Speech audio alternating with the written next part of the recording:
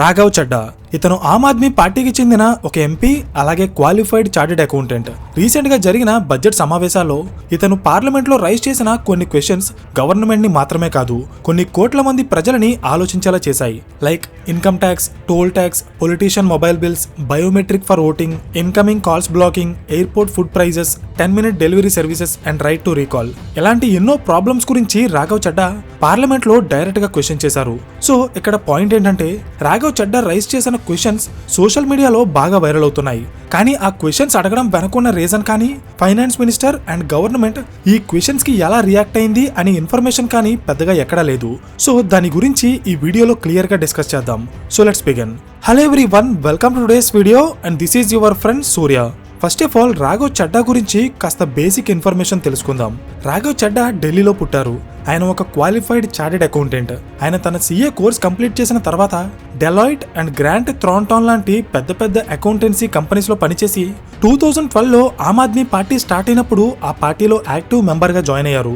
తర్వాత పార్టీ యొక్క official spokes person గా మారి యాక్టివ్ పాలిటిక్స్ లో ఇన్వాల్వ్ అయ్యారు. 2019లో సౌత్ ఢిల్లీ నుండి ఎంపీగా పోటీ చేసి ఓడిపోయారు.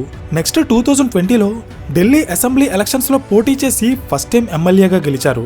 ఎమ్మెల్యేగా గెలిచిన 2 సంవత్సరాల్లోనే ఆమ్ ఆద్మీ పార్టీ ఆయన్ని రాజ్యసభ మెంబర్ గా నామినేట్ చేసి 2022లో ఆయన్ని పార్లమెంట్ కి పంపించింది. పార్లమెంట్ లో అడుగుపెట్టిన తర్వాత రాఘవ్ చడ్డా చాలా కాంట్రవర్షియల్ ఇష్యూస్ మీద క్వశ్చన్స్ రైజ్ చేశారు. ఆ క్వశ్చన్స్ ఏంటో 1 by 1 చెప్తాను, జాగ్రత్తగా వినండి. Question number 1, biometric for voting. 2024లో జరిగిన జనరల్ ఎలక్షన్స్ లో కేవలం 65% ప్రజలు మాత్రమే ఎలక్షన్స్ లో పార్టిసిపేట్ చేసి ఓటు వేశారు. అంటే దీని అర్థం 100 మందిని పరిపాలించే నాయకుడిని కేవలం 65 మంది మాత్రమే ఎన్నుకున్నారు.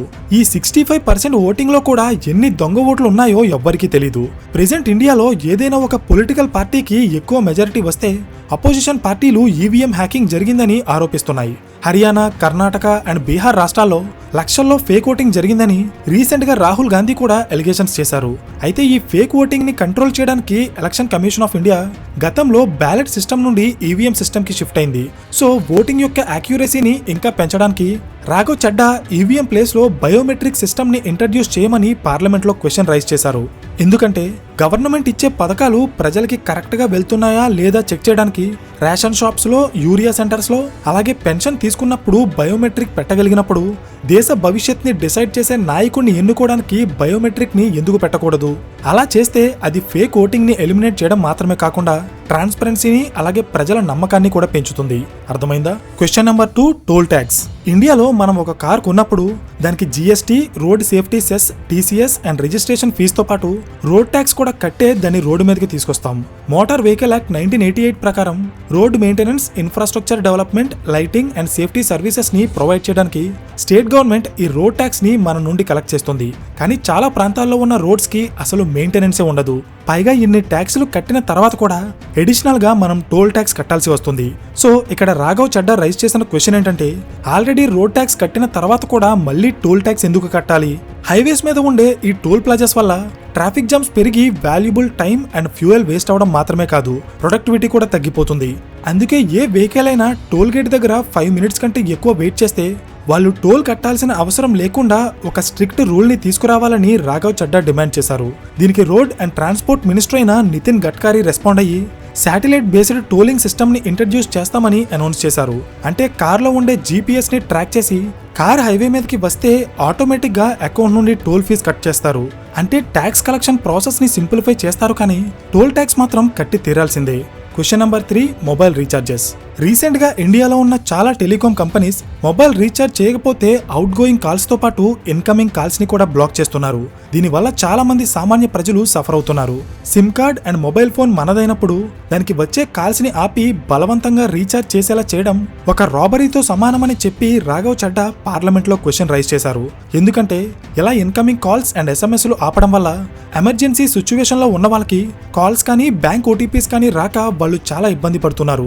సో ఇమీడియట్ గా గవర్నమెంట్ ఇంటర్ఫీర్ అయ్యి ఈ మోనోపోలిస్టిక్ ప్రాక్టీసెస్ ని ఆపాలని, ఇన్కమింగ్ కాల్స్ అండ్ మెసేజెస్ ని సిటిజన్స్ యొక్క కమ్యూనికేషన్ రైట్ గా ట్రీట్ చేయాలి కానీ ఒక పెయిడ్ సర్వీస్ గా మార్చకూడదని రాఘవ్ చడ్డా డిమాండ్ చేశారు. Question number 3, right to recall. Present social మీడియాలో ఈ క్వశ్చన్ చాలా వైరల్ అవుతుంది.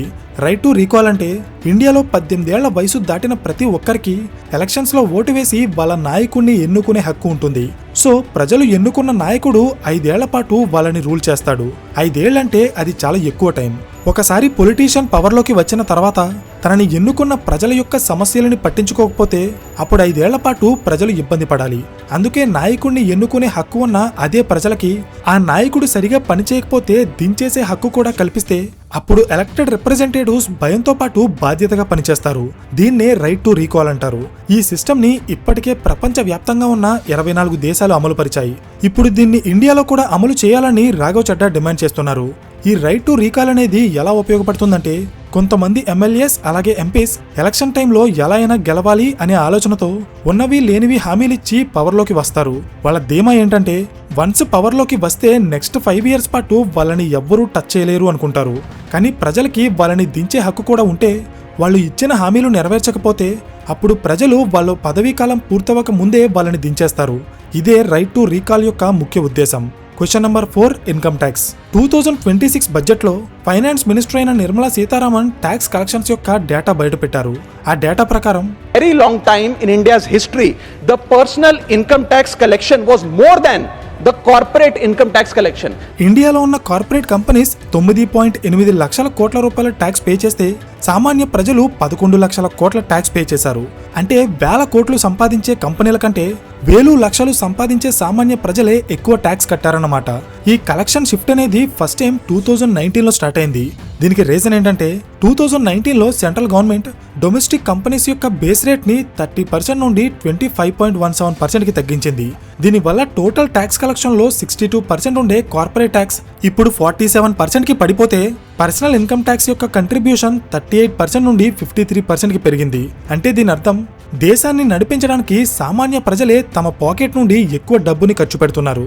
సో ఇది చూసిన రాఘవ్ చడ్డా శాలరీ తీసుకునే మిడిల్ క్లాస్ వాళ్ళని గవర్నమెంట్ ఒక ఏటీఎం మిషన్ లా వాడుకుంటుందని చెప్పి పార్లమెంట్ లో కామెంట్స్ చేశారు.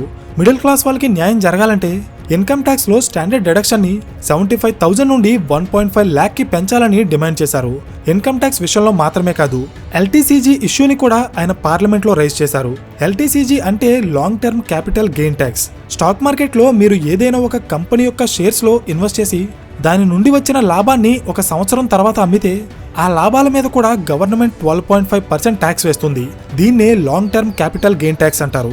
ఈ ట్యాక్స్ కి భయపడే చాలా మంది భారతీయులు వాళ్ళు దాచుకున్న డబ్బుని స్టాక్ మార్కెట్లో కాకుండా గోల్డ్ అండ్ రియల్ ఎస్టేట్ లో పెడుతున్నారు. ఎందుకంటే స్టాక్ మార్కెట్లో వచ్చే లాభాలే అంతంత మాత్రం. అలాంటి లాభాల మీద కూడా మళ్ళీ గవర్నమెంట్ 12.5% ట్యాక్స్ తీసుకుంటే ఇంకా సామాన్యుడికి మిగిలేదేముంటుంది? అందుకే ఇండివిజువల్ రీటైల్ ఇన్వెస్టర్స్ కి ఈ ఎల్టీసీజీ ట్యాక్స్ అప్లై అవ్వకుండా అబాలిష్ చేయమని రాఘవ్ చడ్డా పార్లమెంట్ లో డిమాండ్ చేశారు. కి long term capital gain tax on equities should be made nil in this country for individual investors. అలా చేస్తే అప్పుడు గోల్డ్ అండ్ రియల్ ఎస్టేట్ లో వచ్చిన లాభాలని ప్రజలు స్టాక్ మార్కెట్ వైపు మళ్లిస్తారు. దానివల్ల ఇన్వెస్ట్మెంట్స్ పెరిగి ఎకానమీ గ్రో అవుతుంది. అర్థమైందా? Question number 6, airport food prices. Airways అనేవి రోడ్వేస్ అండ్ రైల్వేస్ లాగే ఒక మోడ్ ఆఫ్ ట్రాన్స్పోర్ట్. కానీ మన దేశంలో ఉన్న ఎయిర్పోర్ట్స్ ని ట్రాన్స్పోర్ట్ పాయింట్ ఆఫ్ వ్యూలో కాకుండా లగ్జరీ షాపింగ్ మాల్స్ లా మార్చేస్తున్నారు. ఫుడ్ అండ్ ఎసెన్షియల్ ఐటమ్స్ యొక్క ప్రైజెస్ ని భారీగా పెంచేసి సామాన్య ప్రజలు ఎవరు ఎయిర్పోర్ట్ లో ఒక్క వాటర్ బాటిల్ కూడా కొనలేని సిచ్యువేషన్స్ ని క్రియేట్ చేస్తున్నారు. ఫర్ ఎగ్జాంపుల్, బయట 20 రూపీస్ ఉండే ఒక వాటర్ బాటిల్ ఎయిర్పోర్ట్ లో 100 రూపీస్ ఉంటుంది. 10 to 20 రూపీస్ ఉండే ఒక టీ ఎయిర్పోర్ట్ లో 200 రూపీస్ కి పైనే ఉంటుంది. ఇంకా స్నాక్స్ అండ్ ఫుడ్ ఐటమ్స్ విషయం అయితే చెప్పాల్సిన అవసరమే లేదు. ఈ ఫుడ్ ప్రైజెస్ ని తగ్గించడానికి గవర్నమెంట్ ఎయిర్పోర్ట్ లో వుడాన్ యాత్రి కెఫేస్ ని స్టార్ట్ చేసింది. కానీ అవి అన్ని ఎయిర్పోర్ట్స్ లో అవైలబుల్ గా లేక చాలా మంది ప్రజలు ఈ హై ప్రైజెస్ తో ఇబ్బంది పడుతున్నారు. అంతేకాదు, మనం టికెట్ బుక్ చేసుకున్నప్పుడు ఎయిర్లైన్ కంపెనీస్ లగేజ్ కోసం కొంత లిమిట్ ఇస్తాయి. కానీ వాళ్ళు ఇచ్చిన లిమిట్ కంటే 1 kg ఎక్స్ట్రా క్యారీ చేసినా దానికి 500 నుండి 1000 రూపీస్ ఎక్స్ట్రా ఛార్జ్ చేస్తారు. అయితే ఇదే ఎయిర్లైన్ కంపెనీస్ వాళ్ళ ఫ్లైట్స్ డీలే అయినప్పుడు ప్యాసింజర్స్ యొక్క లాస్ ని పెద్దగా పట్టించుకోవడం లేదు. సో రాఘవ్ చడ్డా ఏం డిమాండ్ చేశారంటే ఎయిర్పోర్ట్స్ లో ఫుడ్ ప్రైజెస్ తగ్గాలి, ప్యాసింజర్స్ క్యారీ చేసే ఎక్స్ట్రా వెయిట్ కి రీజనబుల్ ప్రైస్ మాత్రమే ఛార్జ్ చేయాలి. అండ్ మోస్ట్ ఇంపార్టెంట్ థింగ్, ఒకవేళ ఏదైనా ఫ్లైట్ డీలే అయితే ప్రతి గంటకి ఒక సెర్టైన్ అమౌంట్ ఫిక్స్ చేసి దాన్ని ప్యాసింజర్స్ కి కంపెన్సేట్ చేయాలి. ఈ క్వశ్చన్స్ కి కూడా గవర్నమెంట్ పెద్దగా రెస్పాండ్ అవ్వలేదు. Next question number 6, ban on 10-minute delivery. Present ఇండియాలో క్విక్ కామర్స్ బూమ్ నడుస్తుంది. అంటే ఈ కామర్స్ బిజినెస్ చేస్తున్న చాలా కంపెనీస్ కస్టమర్ ఆర్డర్ చేసిన ప్రొడక్ట్ ని 10 minutes లోపే డెలివరీ చేస్తామని ప్రామిస్ చేసి అలా డెలివరీ చేయడానికి డెలివరీ బాయ్స్ మీద చాలా ప్రెజర్ చేస్తున్నారు. ఈ ప్రెజర్ ని హ్యాండిల్ చేయలేక చాలా మంది delivery agents red light jumping and over speeding చేసి ట్రాఫిక్ రూల్స్ ని వైలేట్ చేస్తున్నారు. ఎందుకంటే ఆన్ టైం డెలివరీ చేయకపోతే వాళ్ళకి కస్టమర్స్ నుండి మంచి రేటింగ్ రాక ఇన్సెంటివ్స్ తగ్గిపోతాయి. ఈ 10-minute డెలివరీ చేసేవాళ్ళు రోజుకి 10 నుండి 14 గంటలు ఎండా వాన అనే తేడా లేకుండా పనిచేస్తున్నారు. సో ఇమీడియట్ గా దీన్ని ఆపకపోతే ఇది డెలివరీ ఏజెంట్స్ కి మాత్రమే కాదు, రోడ్డు మీద తిరిగే సామాన్య ప్రజలకి కూడా ప్రమాదంగా మారుతుందని చెప్పి వెంటనే ఈ 10-minute డెలివరీ సర్వీస్ ని ఇండియాలో బ్యాన్ చేయాలని చెప్పి రాఘవ్ చడ్డా పార్లమెంట్ లో ఇష్యూ రైజ్ చేశారు. దీనికి రెస్పాండ్ అయిన గవర్నమెంట్ ఒక కొత్త రూల్ ని తీసుకొచ్చింది. ఇకపై ఇండియాలో క్విక్ కామర్స్ బిజినెస్ చేసే ఏ కంపెనీ అయినా 10-minute డెలివరీ అనే పదాన్ని ఎక్కడ వాడకూడదు. ఈ పేరుతో బ్రాండింగ్ కానీ ప్రమోషన్స్ కానీ చేయకూడదు. కస్టమర్ మొబైల్లో 10-minute టైమర్ ని రన్ చేయకూడదు. డెలివరీ ఏజెంట్స్ కి జరిగే టోటల్ యాక్సిడెంట్స్ లో 20% యాక్సిడెంట్స్ ఇలా టైమర్ రన్ చేయడం వల్లే జరుగుతున్నాయి. అందుకే గవర్నమెంట్ ఈ కొత్త రూల్ ని 2026 జనవరి నుండి అమల్లోకి తీసుకొచ్చింది. అయితే రాఘవ్ చడ్డా రైజ్ చేసిన అన్ని ఇష్యూస్ సాల్వ్ అవ్వలేదు. అడిగిన అన్ని క్వశ్చన్స్ కి పార్లమెంట్ లో సమాధానం రాలేదు. కానీ కొన్ని ఇష్యూస్ మీద గవర్నమెంట్ యాక్షన్ తీసుకుంది. అయితే ఈ యాక్షన్ ఖచ్చితంగా క్వశ్చన్ చేయడం వల్లే తీసుకుంది. సో ఇక్కడ పాయింట్ ఏంటంటే సొల్యూషన్ వచ్చిందా లేదా అనేది సెకండరీ, కానీ క్వశ్చన్ చేసే వాయిస్ అయితే ఖచ్చితంగా పార్లమెంట్ లో ఉండాలి. అది రాఘవ్ చడ్డా అయినా కావచ్చు, ఇంకెవరైనా కావచ్చు. ఈ వీడియోలో రాఘవ్ చడ్డా అడిగిన కొన్ని క్వశ్చన్స్ మాత్రమే కవర్ చేశాం. Politician qualifications, reservations, government job application fees, copyright laws and banking services మీద ఆయన రైజ్ చేసిన క్వశ్చన్స్ గురించి మరొక వీడియోలో చూద్దాం. మీకు ఈ టాపిక్ మీద ఇంట్రెస్ట్ ఉంటే కామెంట్స్ లో పార్ట్ 2 అని కామెంట్ చేయండి. సో ఈ వీడియో మీకు ఇన్ఫర్మేటివ్ గా అనిపిస్తే ఖచ్చితంగా లైక్ చేసి ఇలాంటి మరిన్ని వీడియోస్ కోసం ఛానల్ ని సబ్స్క్రైబ్ చేయండి. So thank you for watching and I will see you in the next video. Till then this is your friend Surya signing of.